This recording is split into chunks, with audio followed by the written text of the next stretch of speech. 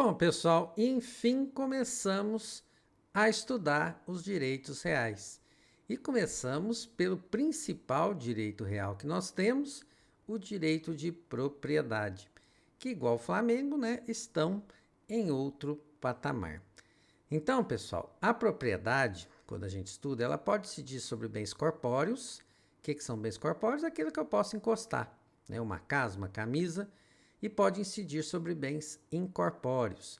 Então, se eu estiver falando sobre direito de saúde, se eu estiver falando sobre direito de crédito, né? Eu não encosto no direito de crédito, eu não encosto no direito de saúde, eu imagino, né? Então, bens corpóreos a gente encosta, bens incorpóreos a gente imagina a sua existência.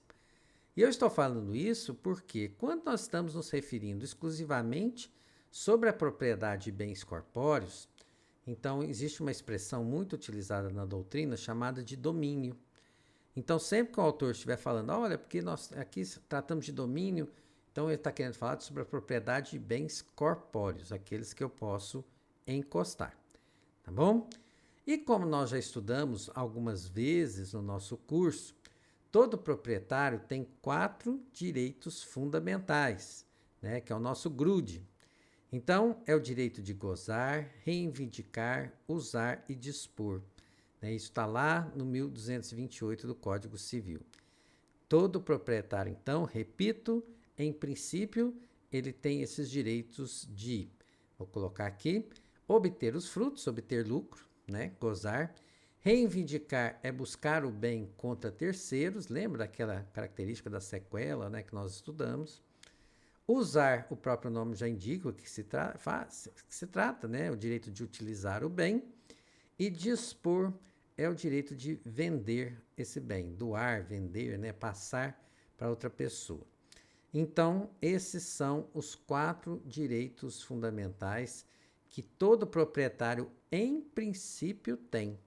É o nosso grude aqui, certo? Só que tem um detalhe, pessoal. Se o proprietário tem de fato esses 4 direitos com ele, se eu sou proprietário, eu posso gozar, reivindicar, usar e dispor, a lei fala que eu tenho o que se chama propriedade plena. Se por um acaso o proprietário não tiver esses 4 direitos com ele, né, provavelmente por um acordo, um negócio jurídico, um direito real de alguém, se ele estiver comprometido em algum desses direitos aqui, a gente fala que a propriedade dele é limitada. Certinho? Então, só para vocês dar um exemplo aqui de um assunto que vocês nem estudaram, a figura do usufruto. Né? Mas vocês têm uma vaga noção, acredito, do que se trata o usufruto. Então, por exemplo, eu sou proprietário, eu queria dar uma casa para o meu filho. Mas meu filho é descabeceado. Se eu der uma casa para ele, ele vai vender essa casa e vai torrar o dinheiro. E eu não queria que isso acontecesse. Então, o que eu posso fazer? Eu mantenho a propriedade comigo e transfiro para ele o usufruto. Então, meu filho, nesse caso, vai poder usar o bem, vai poder alugar o bem se ele quiser, mas ele não vai poder vender, porque o poder de disposição está comigo. Então, nesse caso, eu sou um proprietário que eu não tenho direito de usar e nem de gozar o meu bem. Né? Isso foi transmitido por vontade minha para outra pessoa quando eu criei o usufruto. Então, quem tem usufruto tem, na verdade, o que se chama a propriedade limitada. Tá bom? Se não ficou claro, vocês sabem onde me encontrar e eu explico isso novamente. Mas por que nós estamos estudando essa questão da propriedade plena?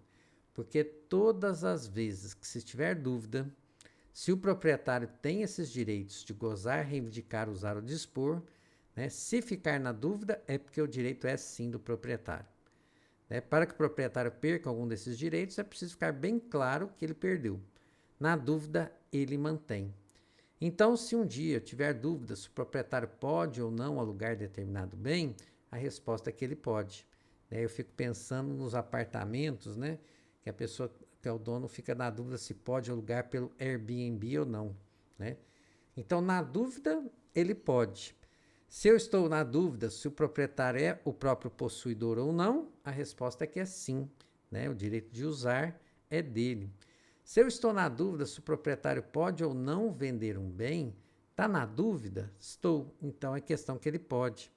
Então, todas as vezes que a lei tiver dúvidas se o proprietário tem esses direitos ou se não tem, em princípio vamos sempre interpretar que ele tem sim. Certinho? Então esse é o mandamento do 1231. Obrigado, pessoal!